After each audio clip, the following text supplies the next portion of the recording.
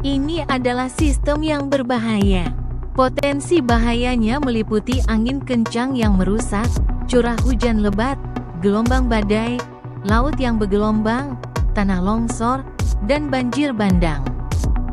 Informasi disediakan oleh JTWC. Kecepatan dan kategorisasi angin mungkin berbeda dari yang dilaporkan oleh Badan Meteorologi setempat. Narelle terletak 374 km di utara timur Laut Cairns, Australia, dan telah bergerak ke arah barat dengan kecepatan 24 km per jam, 13 knot, selama 6 jam terakhir. Tinggi gelombang signifikan maksimum adalah 11,9 meter, 39 kaki. Narelle diperkirakan akan bergerak ke arah barat selama periode perkiraan, di sepanjang tepi utara punggung subtropis lapisan dalam yang berpusat di wilayah barat tengah Australia. Dalam 4 hingga 5 hari, ujung barat dari punggung subtropis yang terletak di selatan diperkirakan akan sedikit melemah dan mundur ke arah tenggara, memungkinkan Narelle untuk mulai bergerak ke arah barat daya hingga akhir periode perkiraan. Mengenai intensitasnya, Narelle diperkirakan akan melemah secara perlahan menuju 215 km per jam, 115 knot, sebelum pusat sirkulasi tingkat rendah, LLCC, dan dinding mata badai yang terkait mendekati Queensland Timur dalam 12 hingga 18 jam ke depan. Sementara geser angin sedang antara 30 sampai 35 km per jam, 15 sampai 20 knot, tetap ada selama perakiraan jangka pendek. Setelah pendaratan awal, intensitas permukaan akan terus menurun menuju 150 km per jam, 80 knot, dalam 24 jam, karena geser angin mendekati 35 km per jam, 20 knot, dan interaksi dengan daratan terus berlanjut. Dalam 24 hingga 36 jam, Narelle diperkirakan akan muncul kembali di atas Teluk Carpentaria bagian timur dengan sirkulasi permukaan yang relatif luas dan intensitas permukaan yang melemah hingga 130 km per jam, 70 knot.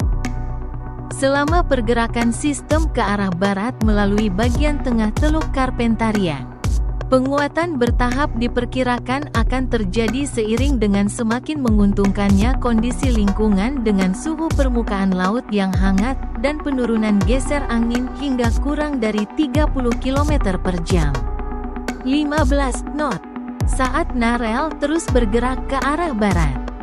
Pendaratan kedua diperkirakan terjadi di sepanjang garis pantai timur wilayah utara dengan intensitas mendekati 150 km per jam, 80 knot. Narelle akan terus bergerak ke arah barat melalui bagian utara Northern Territory. Sementara interaksi daratan yang terus-menerus akan melemahkan intensitas permukaan hingga 110 km per jam, 60 knot, dalam 3 hari. Setelah 3 hari berikutnya, perjalanan singkat melintasi Teluk Joseph Bonaparte tidak akan memberikan kesempatan yang signifikan untuk penguatan sebelum pendaratan ketiga di bagian paling utara Western Australia. Dalam waktu sekitar 4,5 hari, Narelle akan muncul kembali di perairan terbuka, di lepas pantai barat Laut Australia Barat, dengan intensitas permukaan mendekati 75 km per jam, 40 knot. Karena interaksi daratan yang berlangsung lama selama 60 jam hingga 5 hari, pelemahan bertahap diperkirakan akan terjadi, namun lingkungan diperkirakan akan tetap menguntungkan di lepas pantai barat Laut Australia Barat, berpotensi memungkinkan periode intensifikasi setelah 5 hari. Panduan model menunjukkan kesesuaian yang sangat baik sepanjang periode perkiraan, dengan sebaran lintasan silang sebesar 78 km pada 3 hari, meningkat menjadi 156 km pada 5 hari. Perakiraan jalur JTWC telah ditempatkan dengan keyakinan tinggi sepanjang periode perakiraan, selaras dengan konsensus jalur multimodel JTWC mengenai intensitas. Solusi deterministik GFS tetap menjadi anomali dalam jangka pendek, yang menggambarkan tren pelemahan tajam sepanjang periode perkiraan. Sebagian besar solusi lainnya menunjukkan intensitas yang diperkirakan serupa, dengan pelemahan bertahap hingga 12 jam berikutnya. Dan tren pelemahan yang lebih cepat setelahnya karena fase interaksi daratan yang diperkirakan terjadi di Queensland.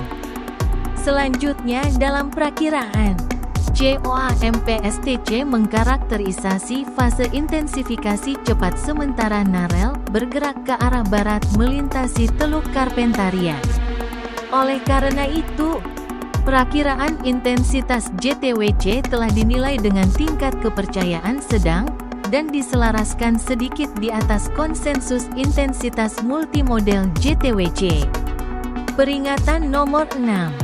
Informasi disediakan oleh Pusat Peringatan Topan Gabungan, Joint Typhoon Warning Center, JTWC.